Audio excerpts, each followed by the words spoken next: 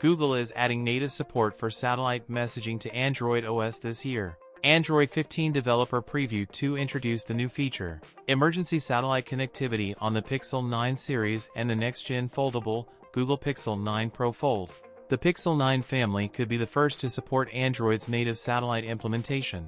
Nail Sadikov, at Nail_Sadikov, has leaked a video on X, formerly Twitter, offering a look at the interface Android will provide to users when they attempt to connect to a satellite. Google will reportedly partner with T-Mobile to offer satellite connectivity features integrated with Android 15. The Tensor G4 chipset's new Samsung Exynos 5400 modem is said to provide an upgraded software stack to enable satellite-based communication. The satellite link will reportedly allow for texting. Users will be asked basic questions with predefined answers to identify the emergency situation. That's it for today's video. If you enjoyed it, don't forget to like, comment, and subscribe for more content. Thanks for watching, and I'll see you in the next one.